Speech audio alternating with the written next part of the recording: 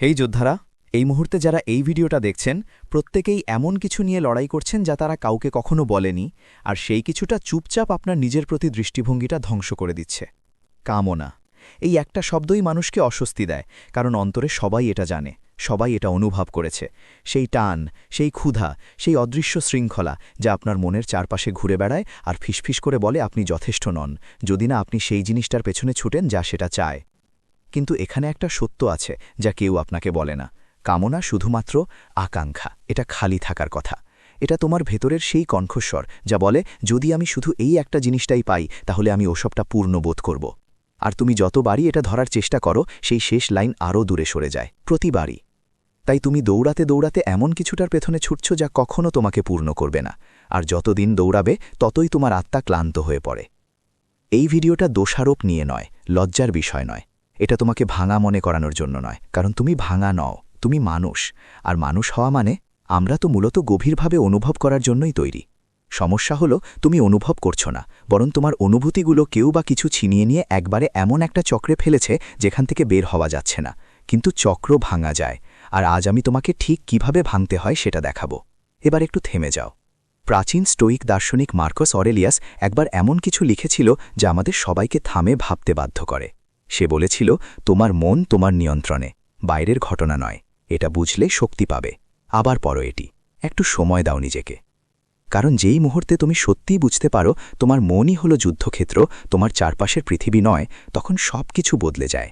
কামনা তোমার বাইরে থাকে না, সেটা থাকে তোমার চিন্তার মধ্যে, তোমার প্রতিক্রিয়ার মধ্যে, যা ঘটে আর তুমি পরবর্তী কি করবে সেই মুহূর্তের ফাঁকে। আর সেই ফাঁকে তোমার স্বাধীনতা বাস করে। এটা শুধু ইচ্ছাশক্তির ব্যাপার নয়, ইচ্ছাশক্তি তো অস্থায়ী। এটা শুধু শৃঙ্খলার ব্যাপারও নয়। বোঝাপড়া ছাড়া শৃঙ্খলা মানে মুখোশ পরে কষ্ট সহ্য করা। আমি যেটা বলছি সেটা একটু গভীর, কিছু এমন যা তোমার মস্তিষ্কের কাজ করার ধরনই বদলে দেয়। শুধু তৃষ্ণা থামায় না, বরং ভিতর থেকেই তা গলিয়ে দেয়। আমি যেই 5টি ধাপ তোমার সঙ্গে শেয়ার করতে যাচ্ছি সেগুলো কোনো ইন্টারনেটের ফাঁকে বানানো তালিকা না। এগুলো মনোবিজ্ঞান, দর্শন আর সত্যিই মুক্ত হওয়ার সেই জটিল কিন্তু সুন্দর প্রক্রিয়ার উপর ভিত্তিত। প্রতিটা ধাপের ওপর পরেরটা গড়ে ওঠে, প্রতিটা ধাপ আরও গভীরে নিয়ে যায়। আর যখন তুমি এই ভিডিও শেষ করবে তখন শুধু কামনার ব্যাপারে তোমার ধারণাই বদলাবে না, তুমি নিজেকেও ভিন্নভাবে দেখবে, ভিন্নভাবে। কারণ বেশিরভাগ মানুষ এখানে ভুল বোঝে। তারা ভাবে কামনা মেরে ফেলা মানে ইচ্ছা মরে যাওয়া। তারা ভাবে এটা মানে ঠান্ডা, অনুভূতিহীন, আলাদা হয়ে যাওয়া। কিন্তু সেটা মুক্তি না, সেটা একটা অন্যরকম খাঁচা মাত্র। আসল মুক্তি হলো অনুভূতির অনুপস্থিতি নয়, এটা হলো পছন্দের উপস্থিতি। এমন এক সকালে ঘুম থেকে উঠে বুঝতে পারা যে যা কিছু আগে তোমার প্রতিটা সিদ্ধান্তের ওপর আধিপত্য চালাতো এখন আর সেই ক্ষমতা নেই।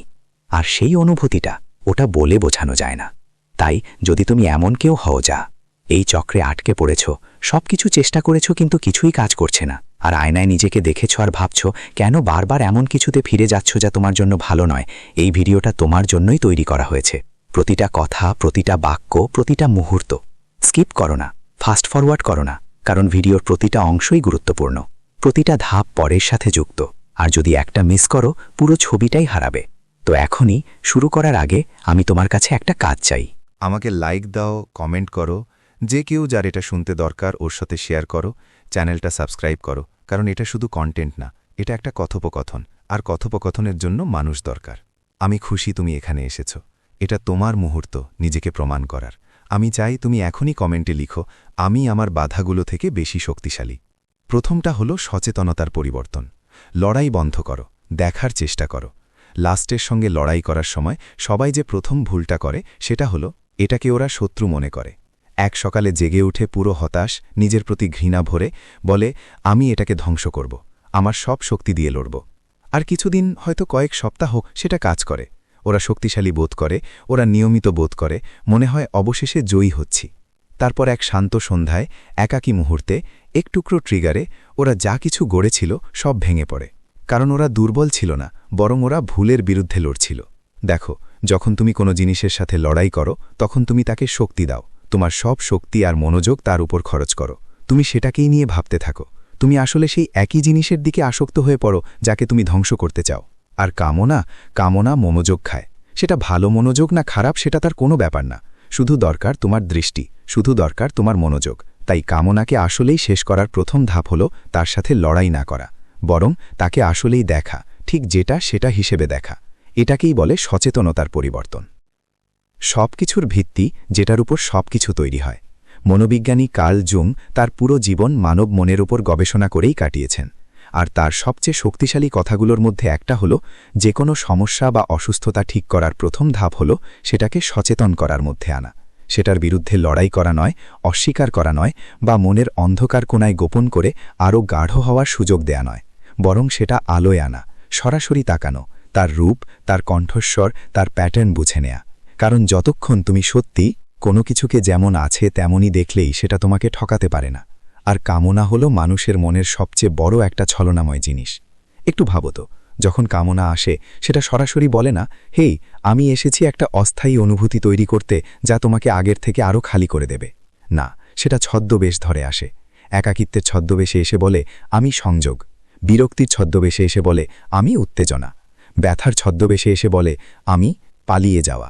এটা অনেক রকম মুখোশ পড়ে থাকে, যে বেশিরভাগ মানুষ তাদের পুরো জীবনই কাটিয়ে দেয় এটার পিছনে ছুটে, অথচ তারা কখনো বুঝতে পারে না আসলে তারা কি খুঁজছে।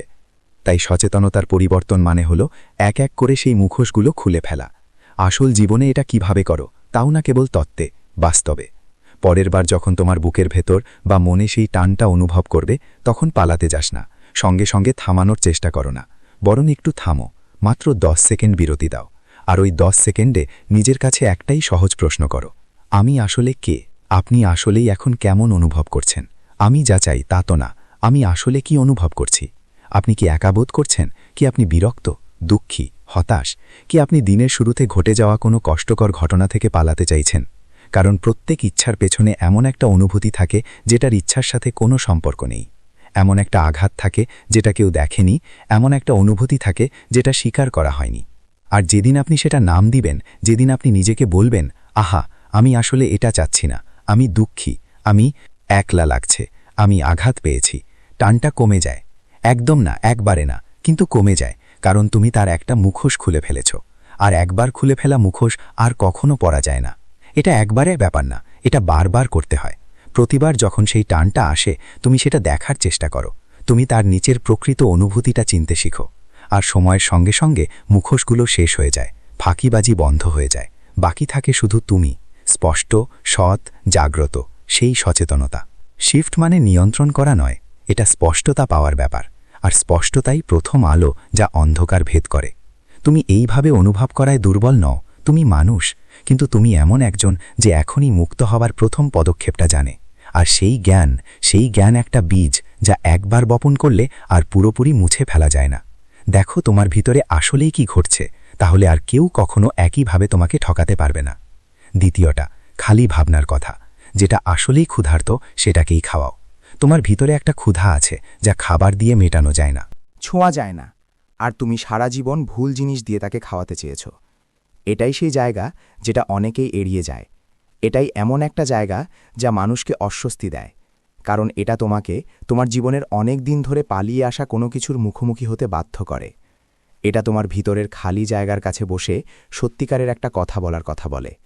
লড়াই করো না, উপেক্ষা করো না, শব্দ আর ব্যস্ততায় ঢেকে রাখো না, তার সাথে কথা বলো। কারণ কামনা এর মূল কারণ হল খালি অনুভবের প্রতি একটা প্রতিক্রিয়া। এটা তোমার মন আর শরীর বলছে কিছু একটা মিস হচ্ছে, আমার ভিতরে কিছু পূর্ণতা নেই, এবং আমি কিছু না কিছু খুঁজছি যেন এই খালি ভাবটা চলে যায়। আর কামনা ঠিক তাই করার প্রতিশ্রুতি দেয়। এটা ভয়েস দেয় যে শূন্যতাটা পূরণ করবে। এটা প্রতিশ্রুতি দেয় তোমাকে এমনভাবে অনুভব করাবে যে কয়েক সেকেন্ড, হয়তো কয়েক মিনিটের জন্য খালি ভাবটা হারিয়ে যাবে। কিন্তু সেটা তো সবসময় ফিরে আসে, তাই না?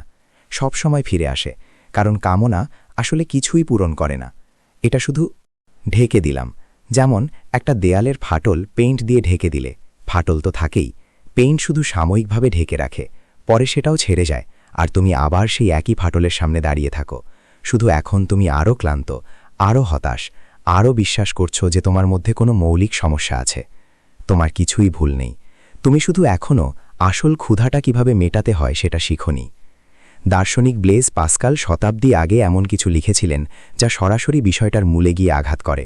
এই কথোপকথনটা ও বলছিল, মানুষের সব সমস্যার মূল কারণ হল একা এক ঘরে চুপচাপ বসতে না পারা। আর যখন তুমি সত্যিই বুঝতে পারো এটা মানে কি, তখন সবকিছু বদলে যায়। কারণ একা চুপচাপ বসা মানে নিজের সঙ্গে বসা, নিজের চিন্তার সঙ্গে, নিজের শূন্যতার সঙ্গে, যেসব জিনিস থেকে তুমি পালাচ্ছ সেগুলোর সঙ্গেও।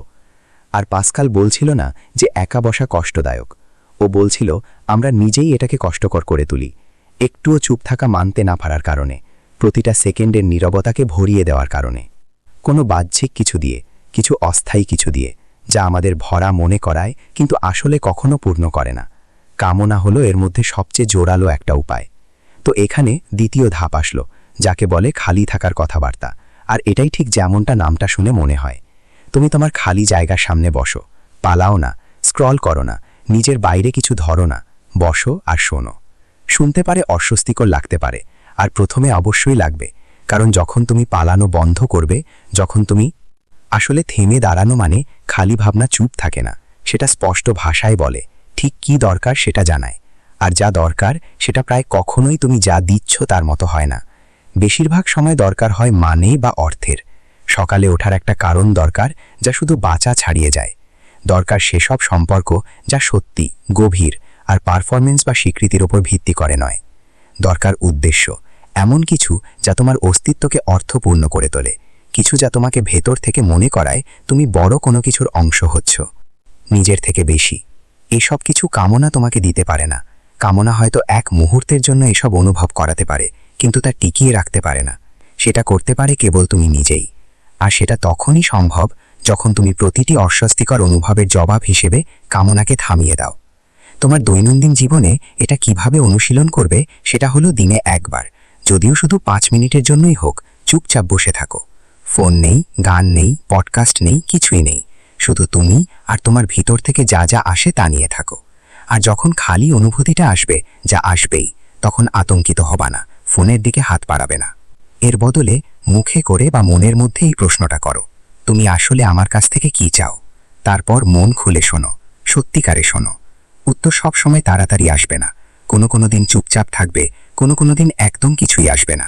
কিন্তু সময়ের সাথে, সপ্তাহের পর সপ্তাহ, সেই খালি জায়গাটা ধীরে ধীরে স্পষ্ট হয়ে উঠবে। সেটা তোমাকে বলবে কি ছিল যা লেগেই ছিল।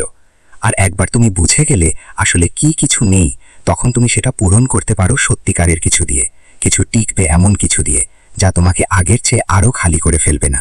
এটা পারফেক্ট হওয়ার ব্যাপার না, এটা নিজের প্রতি সৎ হওয়ার ব্যাপার। নিজের কাছে সৎ হও, আসলেই কি দরকার তোমার। কারণ যতই তুমি আসল ক্ষুধা মেটাতে শুরু করবে, যেই ভুয়া ক্ষুধা যেটা কামনা ভান করে মেটানোর চেষ্টা করে, সেটা ধীরে ধীরে স্বাভাবিকভাবেই মুছে যাবে, জোরপূর্বক না। তোমার সারা জীবন কিছু আসল কিছু পাওয়ার অপেক্ষায় ছিলে, এখন সময় এসেছে নিজের জন্য সেটা দেওয়ার। তোমার আত্মা এটার জন্য অপেক্ষা করছে। প্রমাণ করো কমেন্টে লিখে, আমি এখন আমার আত্মাকে খাইয়ে দিচ্ছি। তৃতীয়টা, রিওয়ায়ার, পরিবর্তন করো। তোমার মগজ যা গল্প বলছে, তোমার মগজ তোমাকে মিথ্যা বলছে। কখনো কখনো নয়, মাঝে মধ্যে নয়, লাস্ট যেই মুহূর্তে আসে তখনই তোমার মগজ একটা গল্প গড়ে তোলে, একটা সুন্দর, বিশ্বাসযোগ্য, একদম নিখুঁত গল্প, যা তোমাকে বোঝায় যে এই অনুভূতিটাকে চেস করা একমাত্র যুক্তিসঙ্গত কাজ। আর তুমি প্রতিবার এটা বিশ্বাস করো, কারণ সেই গল্পটা খুবই বাস্তব মনে হয়। কিন্তু একটা গল্প বাস্তবতা নয়। গল্প হলো মগজের সাজানো কিছু চিন্তার ক্রম, যাকে এমনভাবে সাজানো হয়েছে যা সত্য মনে হয়। আর এখানেই তোমার মগজ সম্পর্কে সবচেয়ে শক্তিশালী জিনিসটা তোমায় শেখার সুযোগ পাবে।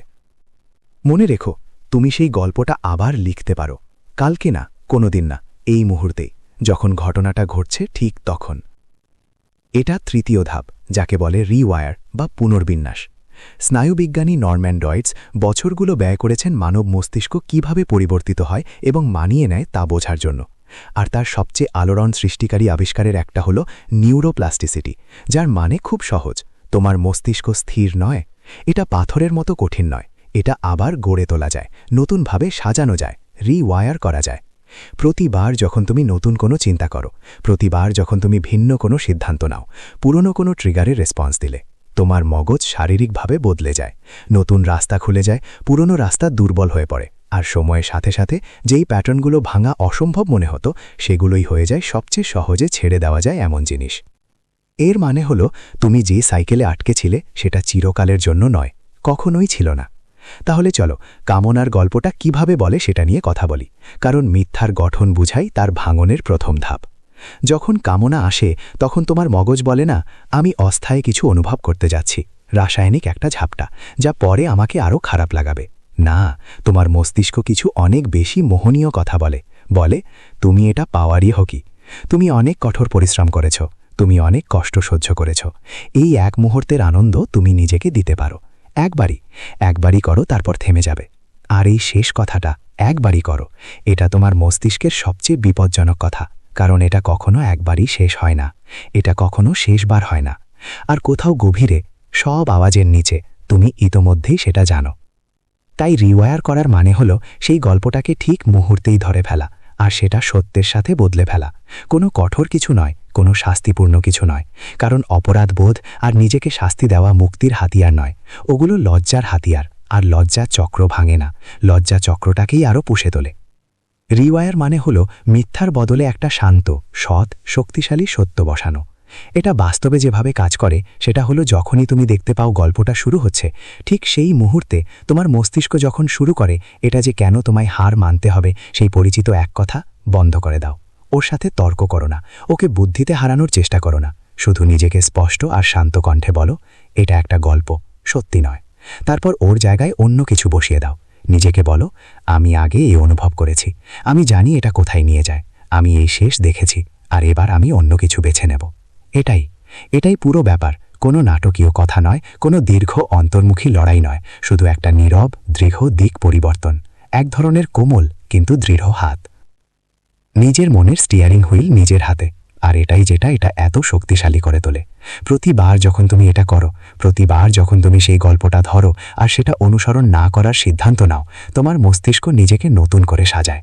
পুরানো পথটা, যেটা সরাসরি সেই চক্রে নিয়ে যেত, ধীরে ধীরে দুর্বল হয়ে পড়ে, আর নতুন পথটা, যেটা মিথ্যা দেখেও ভিন্নভাবে সিদ্ধান্ত নেয়, শক্তিশালী হয়। দিন দিন, সপ্তাহ সপ্তাহ ধরে তোমার মনের স্নায়ুতন্ত্র তোমার সিদ্ধান্ত অনুযায়ী নিজেকে আবার গড়ে তোলে। এটা ইচ্ছা শক্তি না, এটা হলো বায়োলজি। এটা সেই বিজ্ঞান যা তোমার মনের সঙ্গে হাত মিলিয়ে কাজ করা শুরু করলে তোমার উপকারে আসবে। এখন এমন দিন আসবে যখন তুমি সময় মতো সেটা ধরতে পারবে না। এমন দিনও আসবে যখন গল্পটা তোমাকে এমনভাবে টেনে নেবে যে কি হলো বুঝতেই পারবে না। আর এটা একদম ঠিক আছে। এর মানে তুমি ব্যর্থ হয়েছ না, এর মানে তুমি মানুষ। মস্তিষ্কের নতুন পথে ঢোকানো মানে প্রতিবার পুরোপুরি সঠিক হওয়া নয়, এটা মানে বারবার চর্চা করা, যতক্ষণ না নতুন গল্প পুরনো গল্পকে ছাপিয়ে যায়। আর শেষমেশ সেটা হবেই। কারণ প্রতিবার তুমি মিথ্যার বদলে সত্যকে বেছে নাও, তুমি নিজের হয়ে ওঠার জন্য একটা ভোট দিচ্ছ। আর সেই ভোটগুলো ধীরে ধীরে চুপচাপ জমা হয়, কিন্তু একদম নিশ্চিতভাবে। তোমার মস্তিষ্ক সারা জীবন তোমাকে একটা গল্প বলছে, কিন্তু তুমি মস্তিষ্ক নাও, তুমি সেই যিনি সেটা শোনো। আর এর মানে তুমি হচ্ছ সেই যিনি সিদ্ধান্ত নেবে কি বিশ্বাস করবে। তোমার সেই ক্ষমতা আছে, সব সময় ছিল। এখন তুমি জানো কিভাবে সেটা ব্যবহার করতে হয়। এখানেই তোমার আসল শক্তি থাকে। দেখাও তুমি প্রস্তুত। কমেন্টে এটা লেখো, আমি আমার গল্প আবার লিখছি। নম্বর 4, সেই নোঙ্গর। এমন কিছু তৈরি করো যা তোমাকে টেনে ধরে রাখে। হাত ধরে রাখার মতো কিছু না থাকলে স্বাধীনতা মানে শুধু অন্যদিকেই পড়ে যাওয়া। আর এটাই ঠিক ঘটে যখন কেউ কাম থেকে মুক্তির জন্য চেষ্টা করে, কিন্তু আগে কোনো নোঙ্গর তৈরি করে না। তারা পুরনো অভ্যাস ছেড়ে দেয়, একটা আশা আর পরিষ্কার দৃষ্টির মুহূর্ত অনুভব করে, যেখানে সব কিছু সম্ভব মনে হয়। তারপর ধীরে ধীরে খালি ভাব ফিরে আসে, কারণ তারা তাদের জীবনে কোনো না কোনো জিনিস সরিয়েছে। এর জায়গায় এমন কিছু বসানো যা অর্থপূর্ণ। আর অর্থহীন জীবন হলো এমন একটা জীবন যা সবসময় কাছাকাছি কোনো পালানোর পথ খুঁজে বেড়াবে। তাই চতুর্থ ধাপ হলো ছেড়ে দেওয়া নয়, এটা হলো এমন কিছু তৈরি করা যা ধরেই রাখা যায়। একে বলা হয় লগ্ন। এইটা পুরো মুক্তির প্রক্রিয়ার মধ্যে সবচেয়ে চুপচাপ কিন্তু শক্তিশালী শক্তিগুলোর একটা। দার্শনিক ভিক্টর ফ্রাঙ্কল মানব ইতিহাসের সবচেয়ে অন্ধকার অধ্যায়গুলোর একটা থেকে বেঁচে গেছেন। তিনি হলোকাস্টের সময় কয়েক বছর কনসেন্ট্রেশন ক্যাম্পে ছিলেন। আর সেই অবর্ণনীয় কষ্টের মধ্য দিয়ে আমি একটা অসাধারণ ব্যাপার দেখেছি। যারা বেঁচে গিয়েছিল, যারা চলতে থাকেছিল যখন চারপাশে সব কিছু তাদের থামানোর জন্য তৈরি ছিল, তারা শারীরিকভাবে সবচেয়ে শক্তিশালী ছিল না, তারা সবচেয়ে নির্ভীকও ছিল না। তারা সেই মানুষগুলো ছিল যারা জীবনের জন্য কিছু একটা ছিল, একটা উদ্দেশ্য, একটা মানে, একটা কারণ, যে কারণে তারা শুধু বাঁচার জন্য নয়, আরও কিছু জন্য শ্বাস নিতে থাকে। ফ্রাঙ্কল এই ধারণাটাকে লোগোথেরাপি বলেছে, আর সে এই বিষয় নিয়ে তার বই ম্যান সার্চ ফর মিনিং লিখেছে। তার মূল ধারণা ছিল এটাই, একজন মানুষ প্রায় যে কোনো কষ্ট সহ্য করতে পারে যদি তারা জানে তারা কেন এটা সহ্য করছে। আর এই ধারণাটা ঠিক সেই কথার সাথে মেলে যা আজ আমরা আলোচনা করছি। কারণ কামনা পারপাসহীন জীবনে ফুলে ফেপে ওঠে, যেখানে মানে থাকা উচিত সেখানে সেটা জায়গা দখল করে নেয়। তুমি যদি নিজের জন্য সচেতনভাবে একটা অঙ্কার বা ভিত্তি না তৈরি করো, তাহলে কামনাই ডিফল্ট হিসেবে সেই ভিত্তি হয়ে যায়।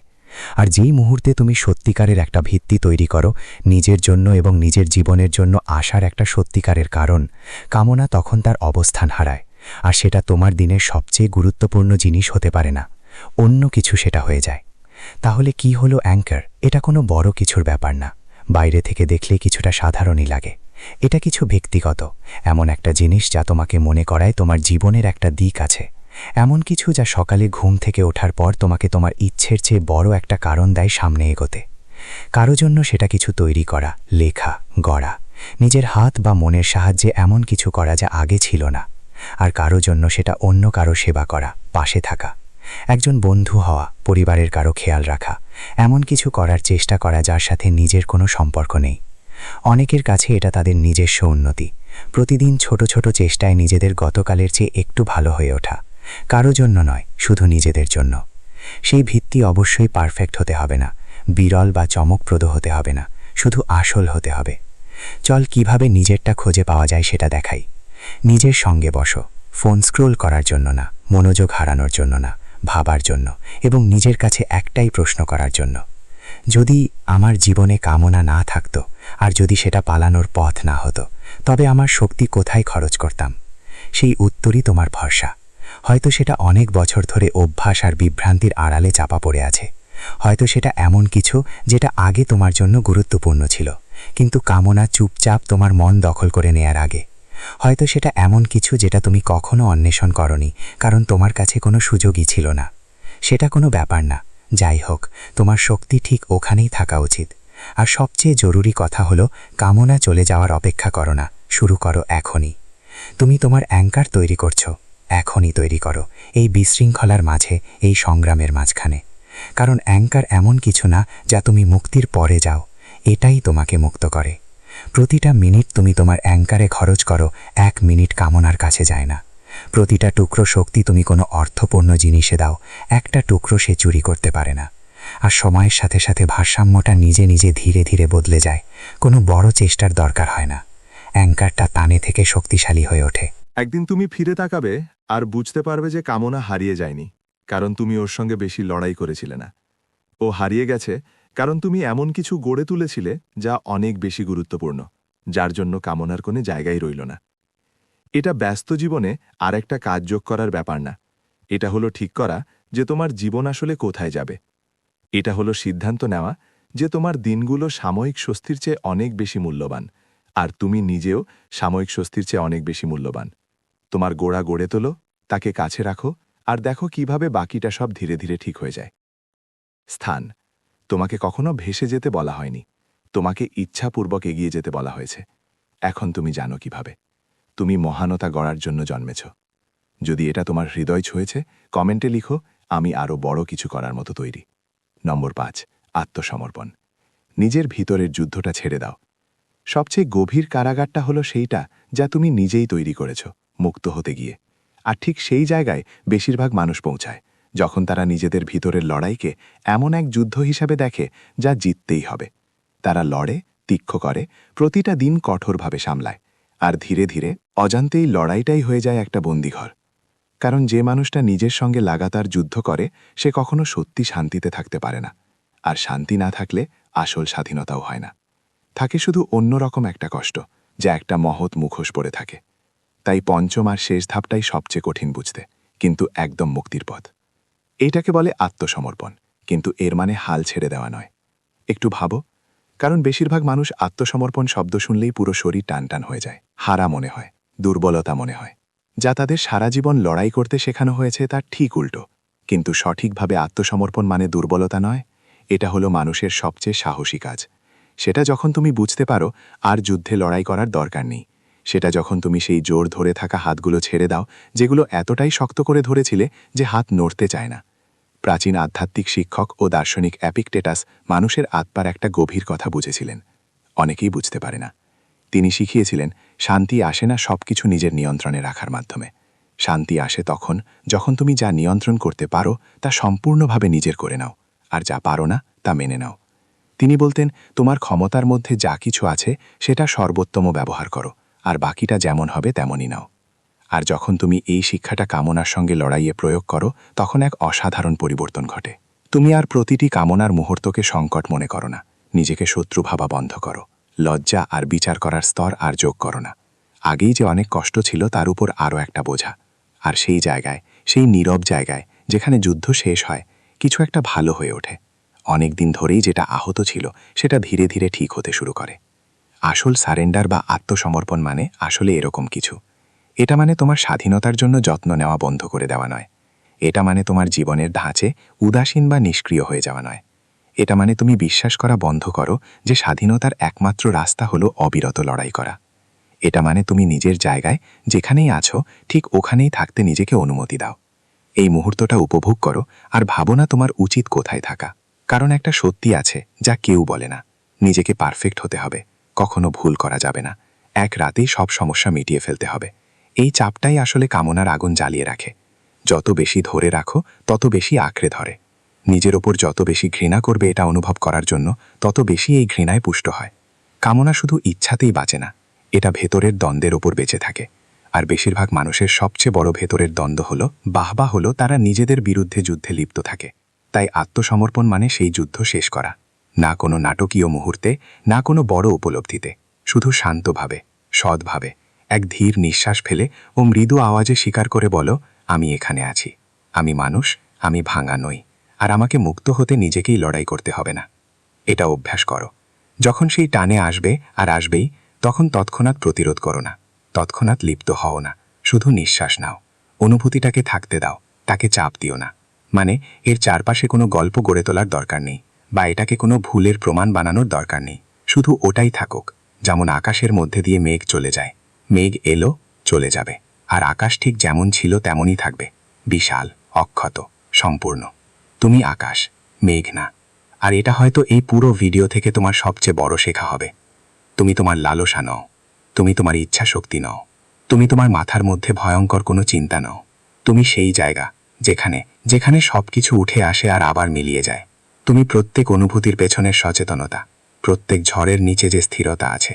আর কোনো আকাঙ্ক্ষা যতই জোরে হোক, যতই অনবরত হোক, যতই সেই মুহূর্তে বিশ্বাসযোগ্য মনে হোক, সেটা কখনো তোমার মৌলিক স্বরূপ বদলাতে পারবে না। আত্মসমর্পণ তোমার যাত্রার শেষ নয়, এটা তোমার শান্তির শুরু। এটা সেই মুহূর্ত যখন তুমি নিজের থেকে পালানো বন্ধ করে শুধু থাকার শুরু করো। আর সেই থাকার মধ্যে, সেই নীরব উপস্থিতিতে তুমি এমন কিছু আবিষ্কার করো যা সব লড়াইয়ের। এই দুনিয়ায় কেউ তোমাকে যা দিতে পারবে না। তুমি বুঝতে পারো যে তুমি কখনো সত্যিই ভাঙা ছিলে না, তুমি শুধু অজান্তেই ছদ্মবেশ ত্যাগ করার অনুমতি খুঁজছিলে। তো এখানে তোমার সেই অনুমতি, এখন তোমার সেটা আছে। যুদ্ধকে মুক্তি দাও, প্রক্রিয়ার ওপর বিশ্বাস রাখো, আর নিজেদেরকে হতে দাও যেটা তুমি সবসময় ছিলে, সেই গোলমালের নিচে লুকানো। স্বাধীনতা সবসময় একটা জয়লাভের মতো দেখায় না, কখনো কখনো সেটা হয় এক হাত ধীরে ধীরে ছেড়ে দেওয়ার মতো। তুমি শেষ পর্যন্ত পৌঁছেছ, আর এইটাই আমাকে তোমার সম্পর্কে কিছু শক্তিশালী বলছে। তুমি পিছু হটনি, তুমি দৌড়াওনি, তুমি প্রতি একটা কথা মন দিয়ে শুনেছ, আর নিজেকে সত্যিই কিছু অনুভব করতে দিয়েছ। আর এটাই এক ধরনের সাহস যা অনেকেই বুঝতে পারে না। তাই আমি তোমাকে এটাই বলবো, তুমি এই ভিডিওতে এসেছো একটা ভার বহন করে, এমন একটা ভার যা তোমার স্বীকার করার চেয়ে অনেক বেশি সময় ধরে তোমার সঙ্গে আছে।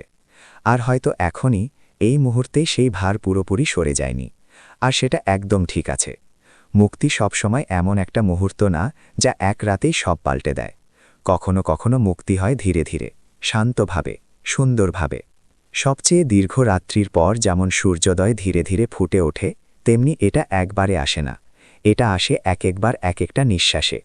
এখন তোমার ভিতরে 5টা বীজ আছে: সচেতনতা, নিজের শূন্যতার সঙ্গে সৎ আলাপ, তোমার মন যে গল্পগুলো বলে সেগুলো আবার লেখার ক্ষমতা, এমন একটা ভিত্তি যা অর্থপূর্ণ, এবং সেই যুদ্ধ ছেড়ে দেওয়ার সাহস যা তোমাকে কখনোই লড়তে হয়নি। এই 5টা জিনিস শুধু ধাপ নয়, এগুলো দরজা, আর তুমি সেগুলো খুলেছ। পরের যেটা তুমি পার হও সেটা পুরোপুরি তোমার ওপর। স্টোইকরা মানুষকে তার জীবনে যা ঘটে তার দ্বারা নয়, তারা ঠিক করেন নিজেদের কে হবেন সেই সিদ্ধান্তের মাধ্যমে। আর তুমি এই মুহূর্তেই সেই সিদ্ধান্ত নিচ্ছ। তুমি ঠিক করছো এমন একজন হয়ে উঠবে যাকে আর কোনো কঠিন পরিস্থিতি নিয়ন্ত্রণ করতে পারবে না, এমন কিছু যা আগে অসম্ভব মনে হতো পালিয়ে যাওয়া। আর সেই সিদ্ধান্তটাই, এই একটাই চুপচাপ কিন্তু শক্তিশালী সিদ্ধান্তটাই আজকের তোমার সবচেয়ে গুরুত্বপূর্ণ সিদ্ধান্ত।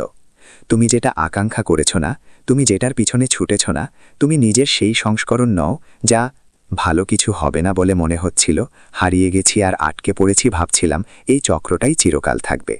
কিন্তু তুমি আসলে এসবের চেয়ে অনেক বড়।